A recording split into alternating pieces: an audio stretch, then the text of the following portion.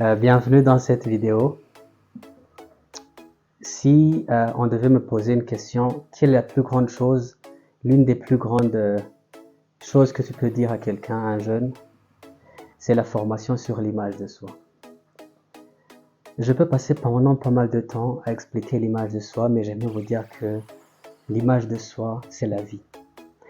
J'aimerais que vous sachiez que ce que vous obtenez, ce que vous vivez, les personnes avec qui vous êtes ensemble, là où vous vous trouvez chaque jour, c'est en fonction de l'image que vous avez de vous-même. L'image que vous avez de vous-même va déterminer la façon dont les gens vous voient. L'image que vous avez de vous-même va déterminer ce que vous recevez. L'image que vous avez de vous-même va déterminer là où vous allez le soir quand vous quittez le travail ou quand vous n'avez rien à faire. Toute notre vie, nous sommes en train de forger l'image que nous avons de nous-mêmes.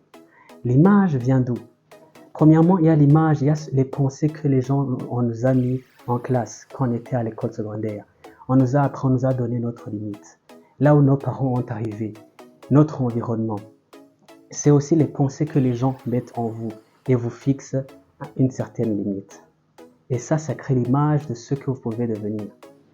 Alors, tout au long de l'existence d'une personne, elle essaie de forger l'image qu'elle a de soi-même.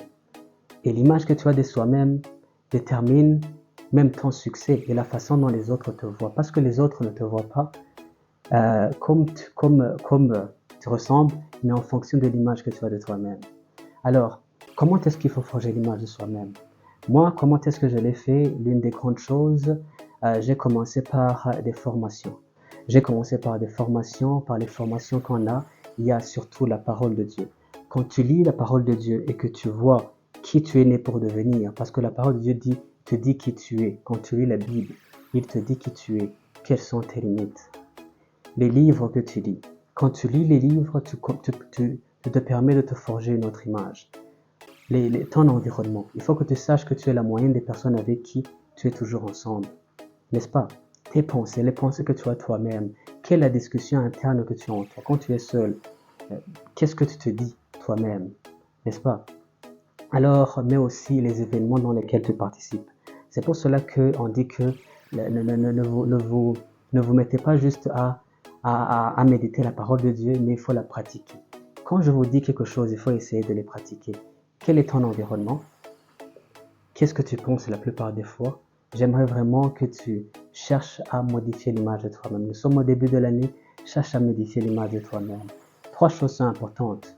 Quels sont les livres que tu lis? Quels sont les livres que tu lis? Deuxièmement, quel est ton environnement? Quels sont tes mentors? Les personnes que tu acceptes qui t'influencent, n'est-ce pas? Et troisièmement, quels sont les événements que dans lesquels tu vas participer? Les 3 choses. Premièrement, quels sont les livres que tu lis? Moi, j'essaie de lire la Bible au moins le matin et le soir. Parce qu'on dit que la parole de Dieu, il est écrit à Josué que s'il médite la parole de Dieu jour et nuit, c'est là où il aura du succès. Maintenant, quels sont les livres que tu lis? Deuxièmement, quel est l'environnement, les personnes avec qui tu acceptes de t'asseoir ensemble? Et enfin, quels sont les événements? Essaie de planifier les événements dans lesquels tu vas participer. Les expériences que tu vas vivre en 2023. Si tu voyages, si tu vas dans des conférences, les événements, les actes que tu fais. Je te souhaite plein de succès et c'est possible. Je pense que je vais un peu chercher après comment expliquer l'image de soi, mais elle est très importante et je souhaite que tu aies une belle image de toi-même, que tu enlèves l'ancienne image de peur, de faiblesse, d'échec et que tu développes progressivement par l'imagination. L'imagination te permet de te créer un futur, c'est l'imagination créatrice et de forger une image où tu es fier, tu te sens bien dans ta peau et que tu continues à prospérer. Je te souhaite plein de succès et courage dans tout temps, dans toutes tes activités. Je te remercie.